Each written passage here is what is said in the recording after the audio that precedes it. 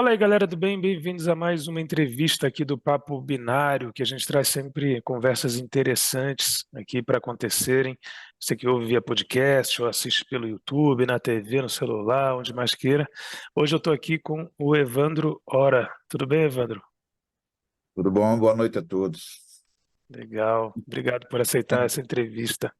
O Evandro Boa Ora, noite. Boa noite a partir do Recife, né? Eu estou no Recife para todos vocês. uma bela noite, né? Tá legal o clima aí? Sempre tá, né? Tá, tá. Hoje está tranquilo, está até fresquinho. Que bom. O Evandro Ora é sócio fundador, um dos sócios fundadores da Tempest Security Intelligence, que inclusive é uma parceira nossa.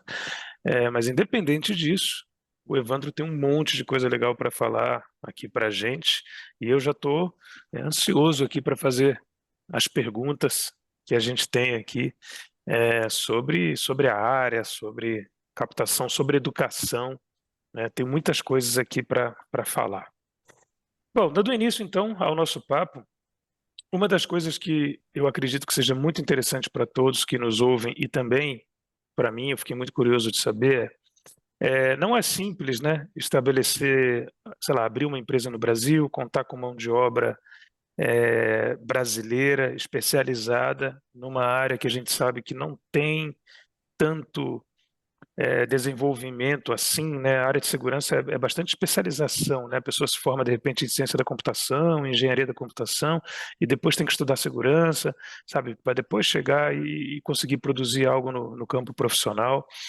Então, queria entender aí do Evandro, de você, Evandro, é, como é que você faz, como é que vocês fazem para recrutar, para reter, como é a inserção aí da Tempest, até quantas pessoas tem hoje nessa área técnica da Tempest e como vocês fazem para manter essas pessoas aí, para que elas não saiam, por exemplo, e vão trabalhar para uma empresa de fora, seja remota ou fisicamente?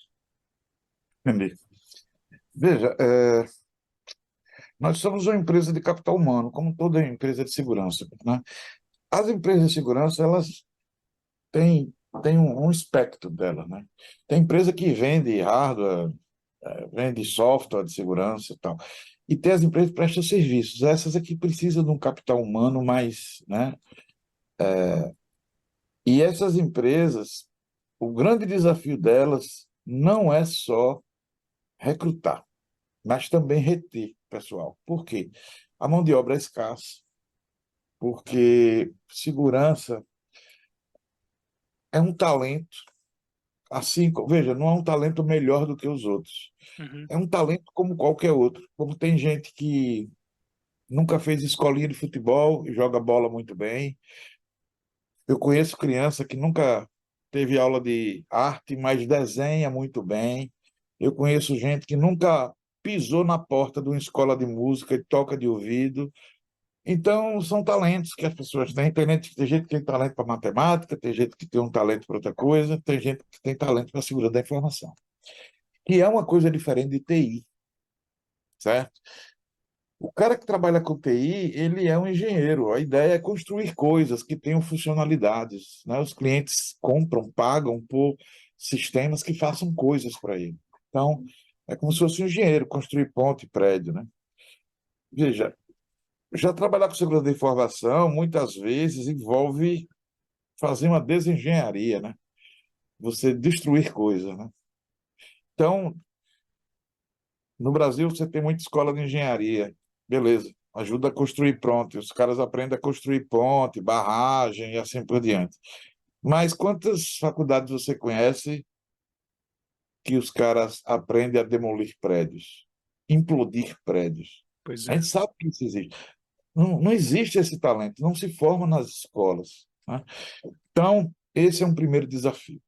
A Tempest, quando começou, nós tivemos problemas, porque eu, o Marco Carnur, que é o Kiko, e o Cristiano Lincoln, a gente disse, pô, onde é que a gente vai conseguir gente para trabalhar com a gente? A gente olhou e disse, uai, de onde a gente veio? A gente veio da UFPE, né, da Federal de Pernambuco. Se nós três viemos de lá, lá deve ter mais gente, né? Uma coisa óbvia. E aí, sim, mas quem a gente vai pegar? Ah, vamos pegar os fodão, né? Os caras que batem 10 aí.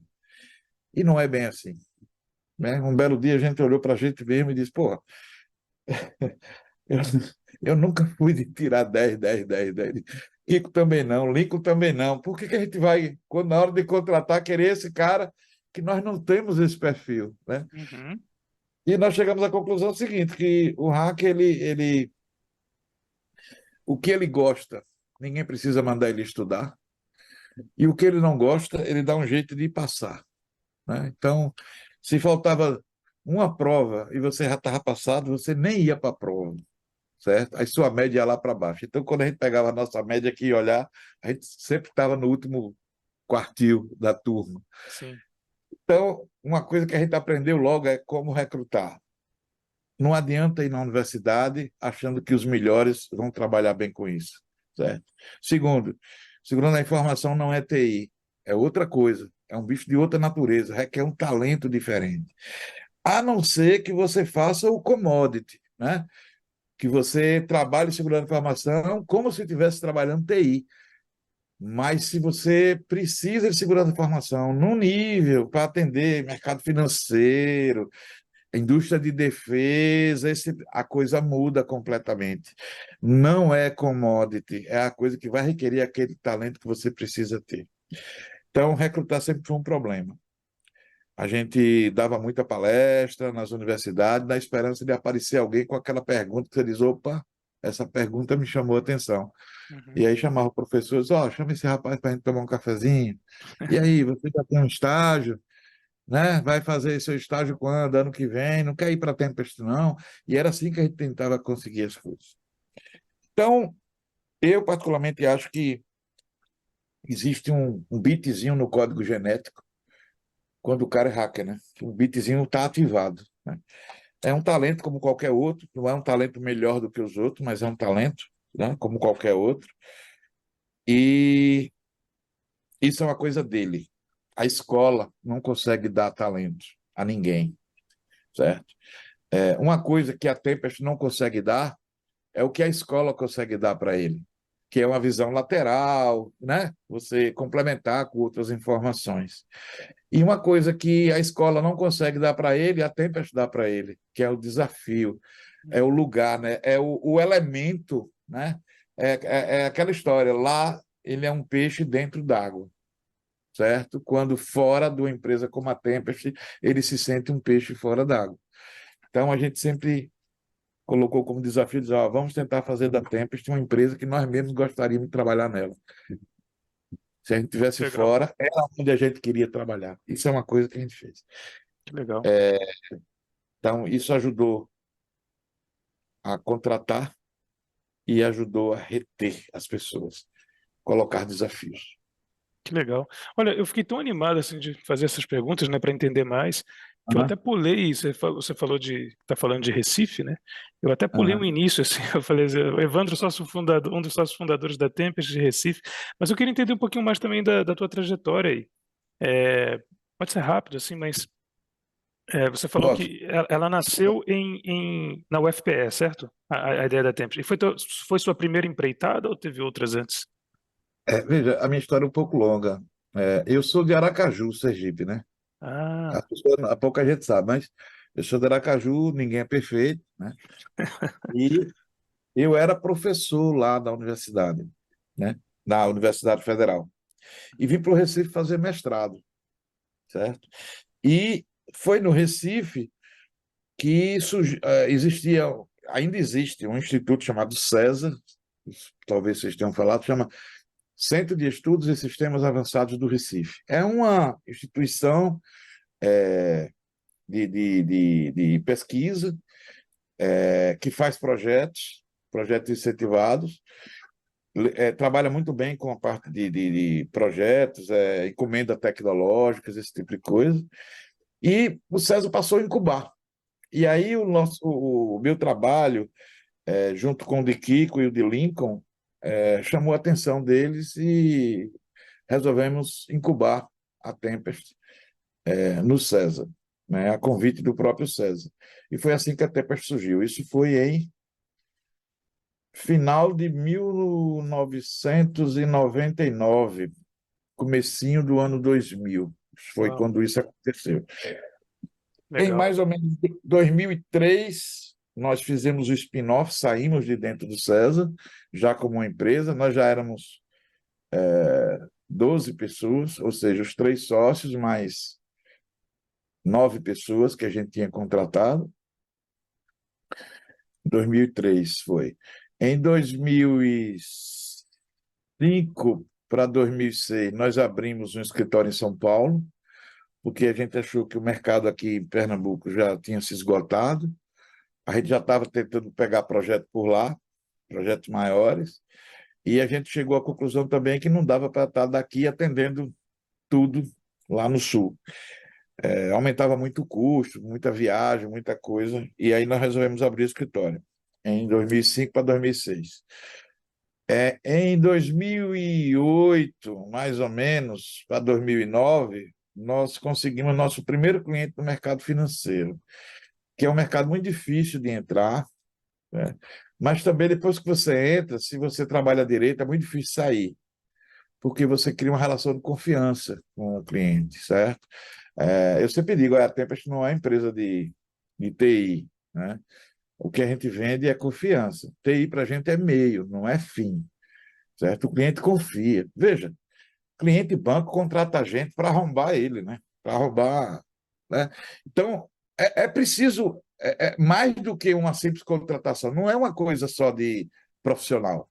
É uma coisa que vai além. Tem uma relação de confiança aí, uma coisa, né?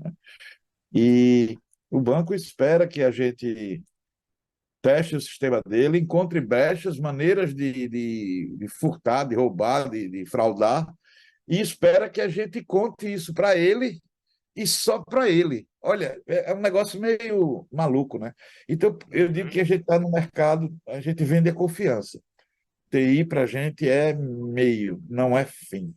A gente usa TI para vender essa confiança, certo? Isso Legal. foi 2008 para 2009. Quando foi em 2012, nós abrimos um escritório em Londres. Resolvemos dar um passo e internacionalizar. Em 2005, em 2015, nós tivemos uma primeira rodada. A gente precisava crescer, tínhamos um plano de crescimento, implementar um projeto que a gente tinha interesse e não tinha dinheiro para isso. Então, a gente conseguiu captar no fundo de investimento e fizemos um planejamento para aplicar esse dinheiro que entrou entre 2015 e 2019 para 2020, um plano de 5 anos, deu muito certo. Quando terminamos esse período de 5 anos, a Embraer, que era um dos cotistas do fundo, né, nos procurou e disse: olha, a gente está gostando do que está acontecendo, a gente quer entrar nesse mercado. A Embraer, ela, pouca gente sabe, mas são 4 empresas, né? Tem a Embraer Aviação Comercial, que é aquela, os aviões grandes da Embraer e tal. Existe a Embraer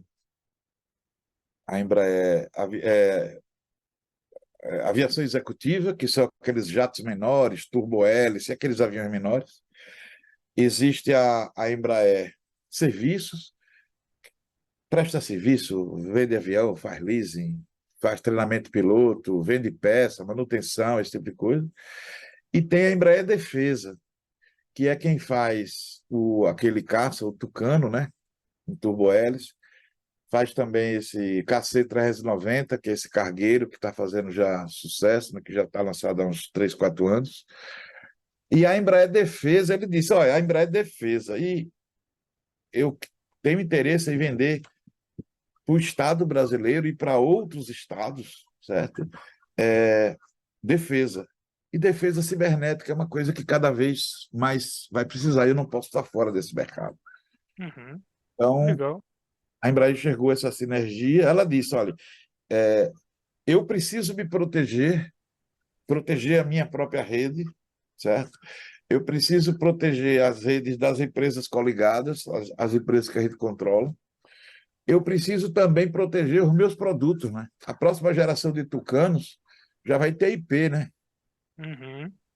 E aí, como é que faz?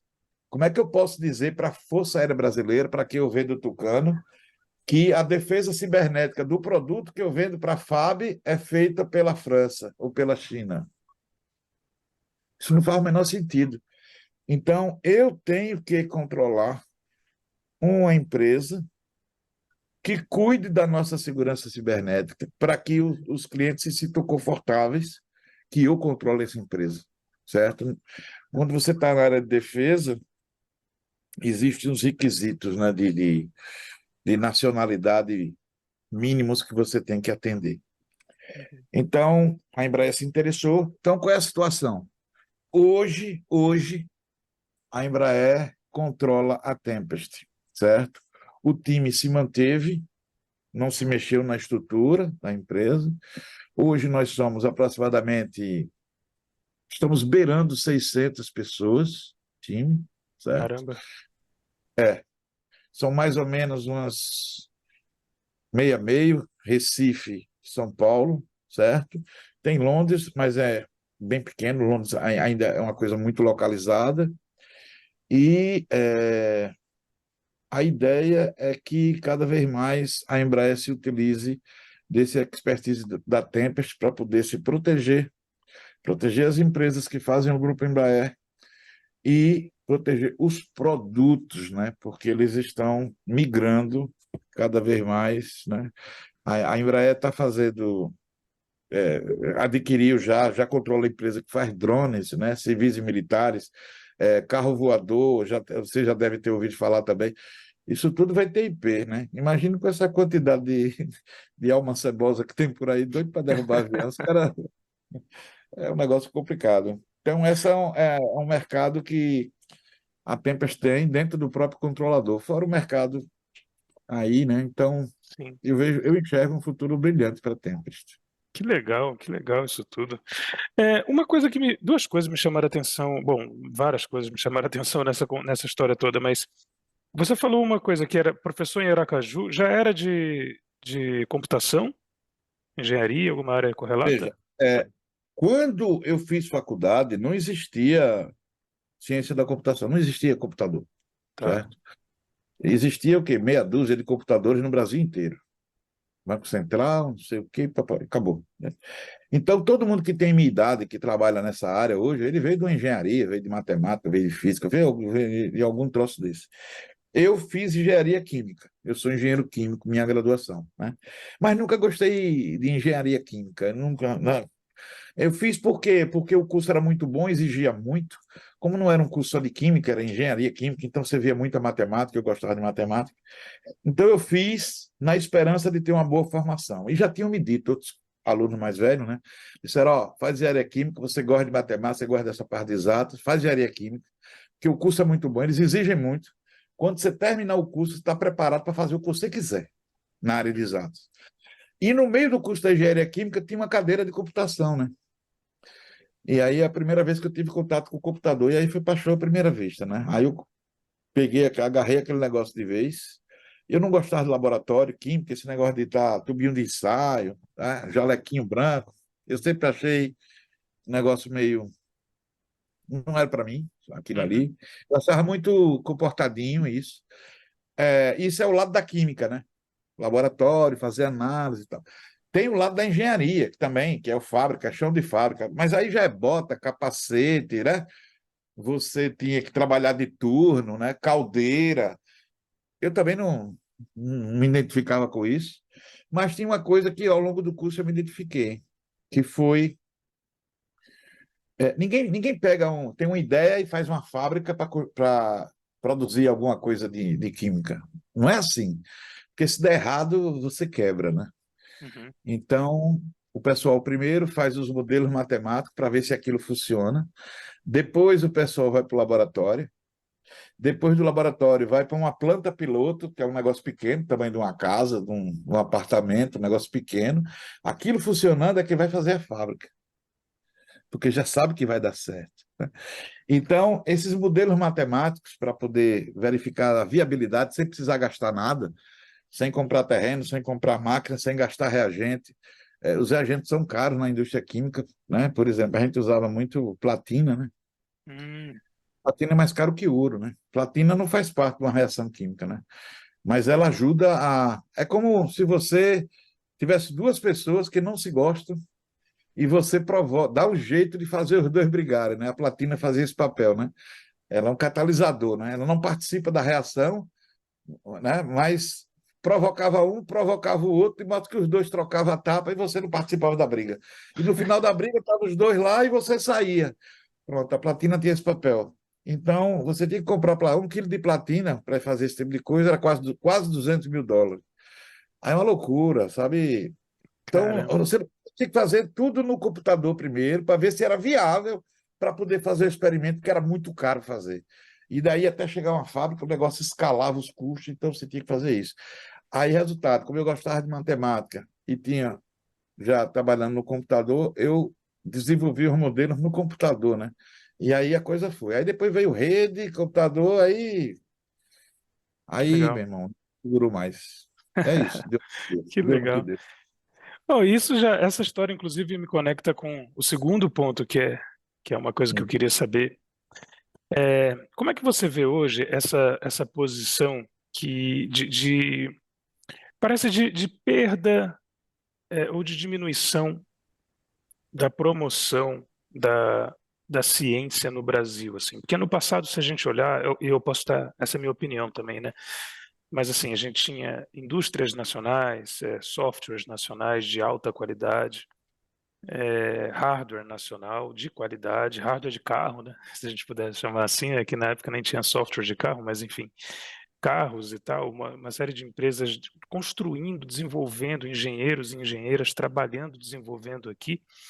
E hoje parece que esse negócio ficou um pouco, eu não sei, a sensação que eu tenho é que o Brasil está um pouco anti-ciência, sabe? Matemática, isso é coisa de maluco, não sei o quê. Parece que as escolas não motivam, não promovem, e, e os poucos talentos, né, as poucas pessoas que a gente tem acabam optando por maiores, sei lá, por trabalharem para fora ou irem para fora, porque aqui não tem tanto, né, tanto brilhantismo. A sensação que eu tenho é que você vai ver uma coisa, você vai baixar um software, sei lá, e se você vê que é brasileiro, a sensação que o usuário tem é tipo assim, puta, isso não deve ter qualidade.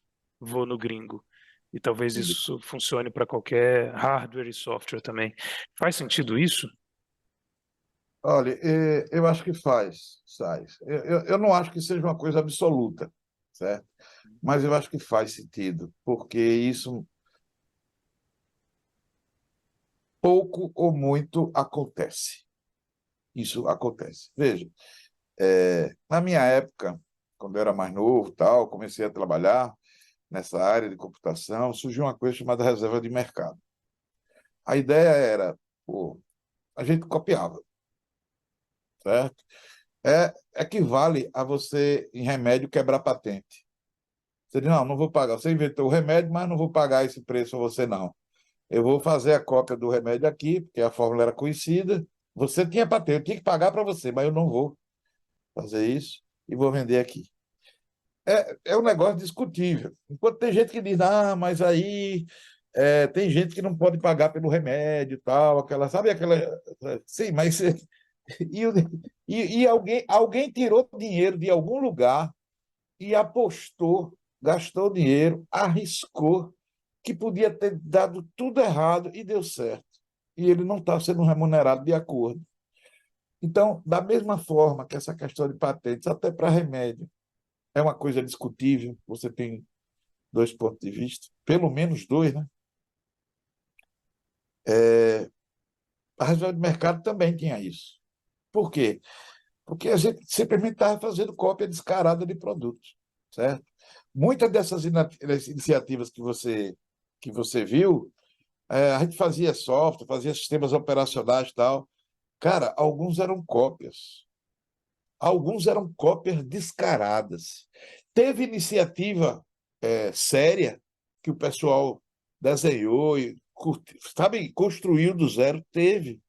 Mas, olhe, eu posso estar errado, até porque eu era mais novo, não sabia de tudo, mas eu estava na época. Eu acho que as iniciativas bem sérias mesmo eram mais a exceção. Se você fosse ver o número de fabricantes de PC, que ninguém, sabe, tudo copiado, os componentes tudo copiados, sabe, utilizando, sabe, sistema operacional que eram cópia, certo?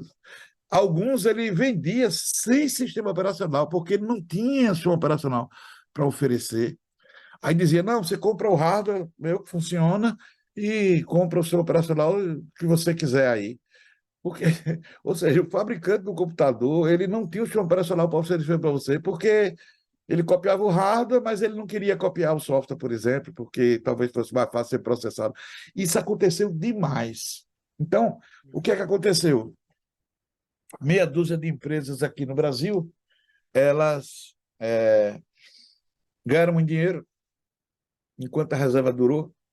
Os Estados Unidos, principalmente, a maioria das máquinas que era copiada do sistema operacional vinha de lá, pressionando demais o Brasil, dizendo você não pode fazer isso, que porra é isso, né? Porque vocês estão roubando, certo? E o brasileiro, veja, aí vem, muita gente se enrolou na bandeira do Brasil para dizer, não, isso é indústria nacional. Bom, vamos lá. É indústria nacional você construir alguma coisa que copia alguma coisa lá de fora, você pagar rotas? É isso que é indústria nacional? Tinha muito isso. Tem indústria séria, que ela pequena não conseguia competir, e tinha esse pessoal que é quem estava ganhando dinheiro, porque não estava investindo muito e estava tendo resultado, certo? Então, o que aconteceu? Com o tempo, o pessoal notou que mesmo as cópias não tinham a mesma qualidade dos produtos lá fora, né? Então, o nosso PC ele quebrava mais, certo? O sistema operacional, como era pirata, o fabricante não dava suporte. Ele disse: não, isso aí não é meu, você não comprou a mim. Isso aí quem vai dar suporte. E como o cara não fez o seu operacional, copiou, então ele também não sabia dar suporte. Olha, tem muita. Tinha coisa boa. O Brasil teve gente que tentou trabalhar sério, mas ele era sério no meio do mar de gente que não era sério, então ele virou vala comum também. O pessoal tratava ele como se fossem os outros. Tem produto que a gente sabe que foi construído aqui do zero. O pessoal fez, coisa boa. Mas tinha gente que também achava que ele era copiado de algum lugar. Porque os Nossa, outros estavam fazendo isso, por que ele também não estava? Então o brasileiro tem um negócio meio complicado, né? O brasileiro torce para o outro brasileiro dar errado, né? sim. Aqui em Pernambuco a gente chama de siri na lata, né? Já ouviram falar, né? Você viu, você pega o siri e bota numa lata, né? É um tentando subir pela ponta da lata, quando ele vai subindo para sair da lata, o outro que está embaixo pega e segura ele, não deixa ele. Ele quer subir também. Quando ele tenta subir, derruba o outro, né? Então o brasileiro faz muito isso, né? Então eu tenho minhas dúvidas, BC, se realmente foi uma coisa muito boa. Uhum. Mas reconheço que tinha talentos nossos tentando fazer alguma coisa séria, certo? Só que Tá. eu acho que era minoria, de forma que não foi para frente. Hoje, o que é que acontece? As universidades, eu não sei se elas estão ensinando, eu não sei se elas estão doutrinando, os alunos, eu não sei se eles estão estudando, certo? Que a impressão que você vai é que você vê a turma de exatas, ele frequenta as aulas, a turma de humanas já não frequenta, certo? A pessoa nunca gostou muito de aula.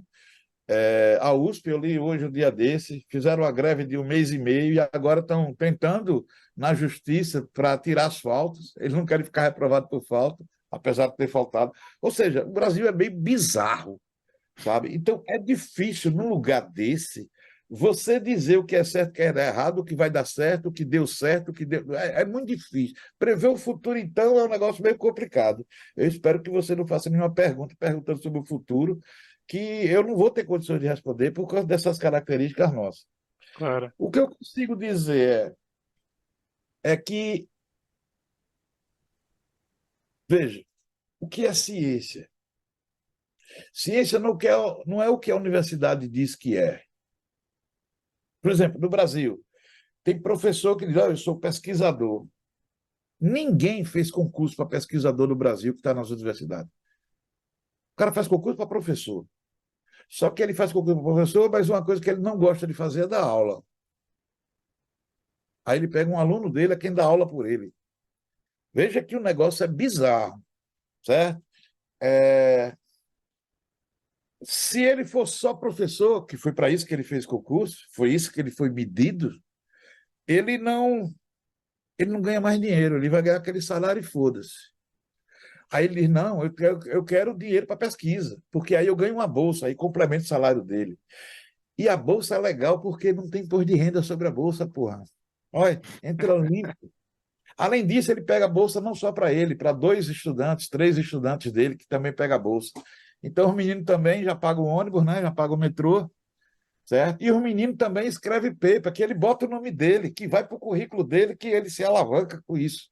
Ou seja, existe uma indústria, certo? E essa coisa girando, se você bota dinheiro, esse negócio gira, certo? É o que se chama de mecanismo da ciência brasileira. Eles estão fazendo ciência. Bom, se você pegar os currículos das pessoas, está cheio de trabalho. Quantos daqueles trabalhos derem alguma coisa, meu irmão, é muito difícil dizer. Aí é que entra a definição de ciência. Não, mas ciência é assim mesmo.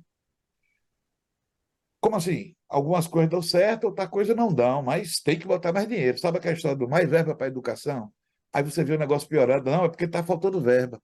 E cada vez que se bota mais verba, o negócio vai piorando. A impressão que dá é que o pessoal vai piorando. Então, é muito difícil dizer. Nós não. Por exemplo, a Índia encontrou um mercado, né, para o próprio talento. A Índia? A Coreia do Sul, a Índia, certo? Estão desenvolvendo software doidado, cara. E os caras estão fazendo bem. Se você for pegar essas grandes empresas americanas, muitas delas, quem está tocando a empresa, o CEO, é indiano, cara, Sim, certo? Então, os caras descobriram qual é. Veja, a Índia não se mete em fazer hardware, já notaram? Já notou? sim, nunca vi O hardware de negócio lá. dela é o negócio dela é software e serviço. A Índia optou por isso. Ele disse: eu não tenho condições. Se eu for mexer com hardware, porra, eu só vou conseguir fazer alguma coisa daqui a 20 anos. Daqui a 20 anos, o que eu vou fazer já não serve mais. Mas isso aqui eu já posso ter o resultado em 2 anos, em 3 anos, em 4 anos. Então eu vou trabalhar com isso aqui. E optou. Nós não, nós nunca fizemos nada. Nós nunca tivemos uma indústria microeletrônica, fazer chip. Teve uns ensaiozinhos, mas não rolou, certo? Software, a reserva de mercado desacreditou o nosso software, ficou com fama de que tudo era cópia, não era, mas a pecha caiu em todo mundo ficou com a mesma cor. Os talentos que a gente tem, certo? Quando o cara é bom mesmo, se ele estiver trabalhando na universidade, ele não consegue crescer, porque a universidade é uma maluquice, é um quartel onde todos são generais. Uma porra dessa não funciona. Entendeu? Um professor xinga o outro xinga o outro, e fica por isso mesmo. É assim que o negócio funciona. Então, todo mundo diz que faz ciência, quando você vai ver, não, ele não faz ciência, ele faz currículo, é outra coisa, certo? Um dia desses me botaram numa comissão, eu fui lá, eu digo, eu não quero ficar nessa comissão, não. Por quê? Eu digo que não vai dar em nada. Por quê? Eu digo, o presidente da comissão é uma pessoa que não entende nada do assunto. Ou seja, qualquer um pode enganar ele. Certo? E ele é o voto de Minerva. Olha que loucura. Né? O presidente da comissão é o voto de Minerva. Né? Se empatar, é ele quem decide. Justamente quem entendia menos do assunto. Mas por que isso? Não, por causa do currículo dele. Eu digo, caralho, que currículo da porra desse? Eu vou ver. Quando eu olhei, aí os pontos dele de currículo eram muito altos, porque ele tinha muitas patentes. Eu digo, Hum, porra, isso é interessante. Aí eu fui ver as patentes. Eram mais ou menos 6 ou 7 patentes. É um negócio notável, né? claro. Mas nenhuma delas rendeu um único real. Um único real. Você gasta dinheiro para tirar uma patente. Nenhuma daquelas patentes conseguiu pagar o próprio registro. Sim, tem um custo até para registrar, para aplicar, né? E não é barato. Aí eu Sim. digo, peraí. Patente que ninguém nunca se interessou. Que valor isso tem para decidir quem vai ser uma, sabe? Aí eu digo, olha, então, veja, a ciência do Brasil ela é toda maquiada com essas firulas e o pessoal finge que isso é ciência. Então, o que é que está faltando? Desafio. Se você criar desafio num lugar, no Brasil, as pessoas vão ficar aqui para trabalhar. Mas quando não tem desafio, que ele vê essa esculhambação, o pessoal pega a oportunidade lá fora e vai, certo? Lá fora é perfeito? Claro que não. Tem esses problemas? Tem. Mas veja, não está nessa escala que nós temos. Uhum, Então, pode surgir oportunidade, desafios interessantes, uma coisa nova, que aqui a gente sempre está marcando passo. Tem oportunidade? Tem. O Brasil é um lugar que, graças a Deus, ainda surgem algumas coisas, né? A Tempest é exemplo disso. A Tempest é hoje a maior empresa de segurança da informação do país, a única, a maior dedicada, a empresa só faz isso, não faz outra coisa. E é improvável, pô, surgiu do Nordeste. Improvável. Né? Como é que uma empresa que Nordeste, três pessoas que se conheceram e aí, sabe, 20 anos depois é a maior empresa de segurança do país. Né? Você vê que se você criar a coisa certa, no lugar certo, você consegue congregar as pessoas. A gente não consegue formar um hacker, uhum, mas a gente consegue congregar eles, para que eles não queiram ir para outro lugar, certo? Então, tem gente que diz, olha, ou eu trabalho com vocês, ou eu vou sair da área de segurança da informação. Por quê? Porque eu vou para as outras áreas, o que eles chamam lá de segurança da informação não é tão legal quanto trabalhar com vocês. Você está entendendo? sim. Então, se não tiver aí, eu vou mudar de área, eu vou fazer outra coisa. Teve gente que já saiu, porque teve oferta, financeiramente, ela achou mais interessante, e depois de um ano e meio, voltou, disse, ó, eu não era feliz lá não, entendeu? Estava até ganhando mais, mas, bicho, eu não ia aguentar aquilo muito tempo, já estava que não aguentava, e a gente tem gente que já voltou. Então, foi o que a gente fez, a gente conseguiu congregar. A gente não consegue formar hackers, né? A gente consegue congregar. Então, a gente procura identificar as pessoas que têm esse talento, que a gente descobre, às vezes, no primeiro semestre da faculdade. O cara nem mostrou para que veio ainda. O cara, primeiro semestre da faculdade, nem mostrou para que veio, mas ele já mostrou, de alguma forma, que ele tem o bitzinho no código genético. Eu digo, ó, esse cara, pega ele. Por quê? Porque a escola vai dar para ele o que ele não tem, que é o estudo. Mas ele tem o que a escola não consegue dar para ele, que é o talento. O que eu vou dar para ele? Um lugar, um playground para ele se divertir, que é a Tempest. Traga ele para cá e vamos dar desafio para ele usar o talento dele com a formação que a escola deu e a gente vai oferecer o playground, que é um cliente, um banco para ele arrombar, é tudo que ele queria, entendeu? Então o pessoal chega da tempo, pô, o pessoal chega de pau duro, como diz a coisa, né? E é isso que a gente tenta oferecer para as pessoas, né? Para que elas venham, para quando a gente abre uma vaga, eu não quero 50 pessoas disputar a vaga, eu quero 500, para a gente tentar pegar os melhores, certo? E a gente tentar manter esse nível de desafio para as pessoas permanecerem interessadas, para que elas não queiram sair da Tempest. Então, essa é a receita que a gente tenta fazer.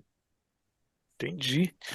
Evandro, e para quem, para a gente fechar assim, eu imagino que esses melhores, né, essas pessoas que estão de repente nas melhores universidades em termos de ensino de exatas, ou onde, inclusive, eu sei que a Tempest tem várias iniciativas com as universidades, né, para poder fomentar isso e buscar esses talentos e tal. Mas eu queria te perguntar o seguinte: eu não sei se isso é suficiente. Todo mundo está atrás dos melhores, né? E não são muitos os melhores.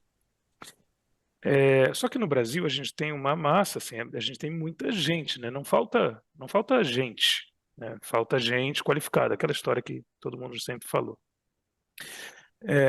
Para quem hoje está fora desse circuito, não tem acesso, não conseguiu entrar numa universidade de alta qualidade, está ali pagando aqueles R$ 200 por mês por uma universidade só para não ficar sem, né, onde talvez o nível de compromisso dos professores, dos profissionais de educação envolvidos seja questionável, a gente já viu muitas assim, ou nem está na universidade. Tem jeito, assim, você acha que essa pessoa tem, mas tem o bit ligado, entendeu? Do genético que você falou. O que essa pessoa consegue fazer? Eu acho que se ele tem o bit ligado, ele já venceu o maior obstáculo. Que, veja, se ele não tem, é um obstáculo intransponível. ele vai ser sempre mais um. Um técnico que, se ele faltar o trabalho ouro, o cara tira, bota outro e ninguém sentiu diferença. Mas se ele tem o bitzinho do código genético, ele é um cara que faz diferença. Então, eu acho o seguinte, mesmo que a pessoa não tenha tido a oportunidade de estar numa boa universidade, ou que está numa situação que não pode pagar a universidade, mas ele tem internet, que tem uma fonte de informação muito interessante. Como ele tem o bitzinho, ele vai saber onde procurar. Ele tem grupos para participar, ele tem empresas que têm iniciativas de fazer esse pessoal aparecer, a Tempest é uma delas. Então, eu acho que as pessoas não devem desanimar.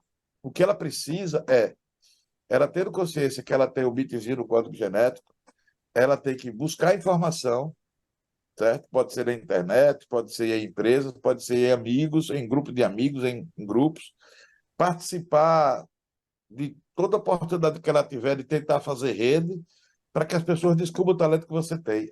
Só que esse talento que você tem, como segurança de informação é muita coisa, um erro que eu vejo muito das pessoas, as pessoas tentarem entender de tudo. Uhum. Segundo a informação, veja, você não vai ter muito futuro se você for um clínico geral, porque Legal. você não é especialista de nada, certo? Aí você vira alguém como se fosse um cursozinho básico do Senac. Está entendendo? Não é esse tipo de cara que você quer ser.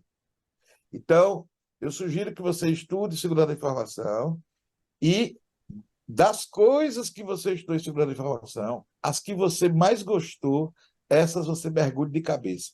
Você vire o melhor cara possível em alguma coisa em segurança da informação, certo? Que Porque legal. naquele assunto ninguém vai superar você. E nesse ponto, a empresa que precisa daquele cara, ele vai pegar você. Não importa se tem faculdade, se não tem, se você. Sabe? A empresa está. Você é o cara, porque aquele assunto você é quem domina. Tá? Então, você precisa ter uma visão geral, que é o básico, mas assim que você tiver uma visão geral, você descubra o que é que lhe dá tesão. Porque tudo não pode ser, porque você vai ser um clínico geral. E o clínico geral você troca um pelo outro, mas o especialista não. Não é assim, certo? Então, a minha sugestão é você mergulhar naquilo que te dá tesão. Você precisa conhecer o básico, mas você Uhum. tem que mergulhar naquilo que lhe dá tesão. E você virar a referência, dizendo, ó, sabe esse tipo de ataque? É fulano. Fulano é o melhor que eu conheço. Que legal. E aí você vira a referência. E aí as empresas vêm atrás de você. Última pergunta, não sei se você consegue responder, mas alguma área que te vem à cabeça em específico, para quem está perdido e não sabe em qual investir, qual ver se é bom, alguma coisa que com a sua visão de mercado você está vendo que tem futuro? Sei que você não pode prever, mas. É difícil prever. Mas veja, aspectos humanos da segurança da informação é uma coisa que não tem muitos especialistas hoje. Os que têm não têm muita experiência. Então, é uma oportunidade que existe, certo? Que são os aspectos humanos da segurança da informação. Pô, a gente conhece engenharia de software, certo? Mas tem mais do que isso, certo? Cada vez, cada vez mais acontecem coisas em torno da segurança da informação que impactam na segurança da informação. E aí veio. IA é uma coisa que quem tiver conhecimento de IA e aplicações da IA na segurança da informação vai ser uma coisa muito boa. Isso não é novidade, já se faz isso há muito tempo, certo? Por exemplo, aqueles analisadores de logs que se fala há 15 anos, há 20 anos, já usava a IA para fazer isso. Só que hoje a IA evoluiu. Então, essas novas técnicas de IA, certo? Usando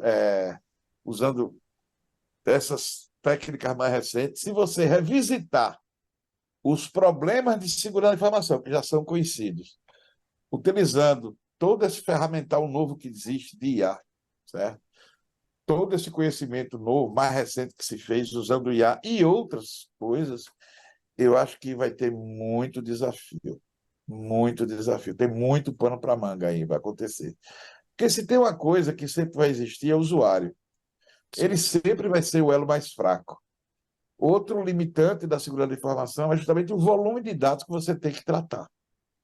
Então, veja a combinação. Você trabalhar com segurança da informação, com gente, que é uma coisa que sempre vai ter e sempre vai ser o ponto fraco.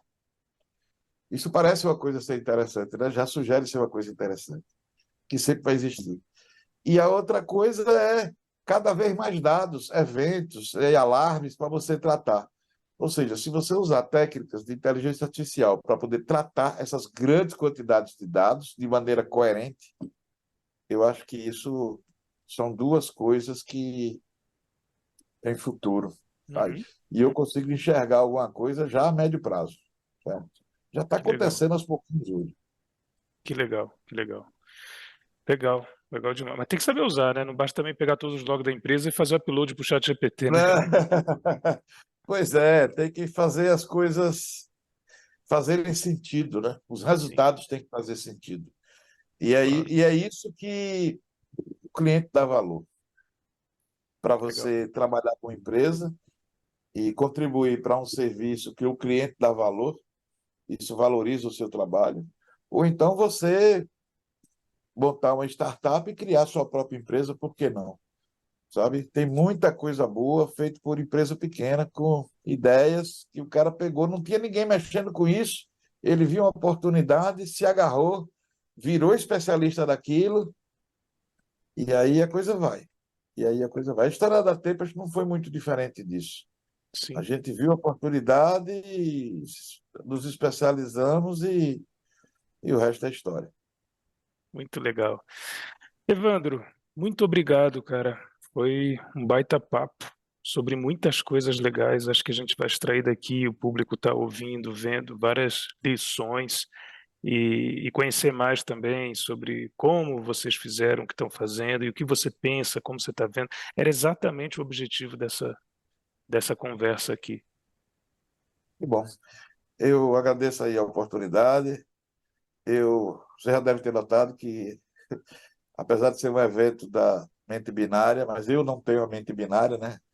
Às vezes você não tem só, Ah, não é sim, só preto ou branco, certo? claro, claro, Vocês viram que às vezes eu tenho algumas posições que as pessoas disseram, pô, eu pensei que era isso ou isso, mas ele veio com um negócio meio diferente, sim, mas é porque nem toda mente é binária, certo? claro. Mas é isso, eu gosto muito dessa iniciativa de vocês, as pessoas da Tempos falam muito do trabalho de vocês, o Carlos Cabral fala muito, Rafael, que foi em Tempest, que hoje está morando na Flórida, fala muito de vocês. Gerson, Lincoln, e o pessoal só vai lá, vai lá, vai lá, vão te chamar, aceita, aceita. Aí pronto, eu estou aqui, parece que deu certo. Que Que bom. maravilha. Que bom, a gente Eu fica agradeço feliz. a você. Um abraço para toda essa galera aí. Obrigado pelo seu tempo mesmo, por topar esse convite, porque para a gente é Ah, importante e acho que para o nosso público também, para receber aí, né, da fonte também, né? Já falamos com o Lincoln aqui, né? Cabral já passou por aqui em várias oportunidades. Então a gente vai, quanto mais, né, pessoas a gente conseguir colocar em contato com essa audiência, que é muito legal também, a gente gosta muito, eles gostam muito da gente, a gente vai fazer, vai continuar fazendo. Obrigadão, Evandro. bom, que bom. Boa noite a todos. Obrigado. Certo? E Valeu. tamo junto. Até. Obrigado. Tchau, gente. Espero que vocês tenham curtido. Dá teu like aí, comenta, faça os seus comentários, seus anseios, que a gente depois vem aqui e responde. Até. Valeu. Tchau, tchau. Tchau.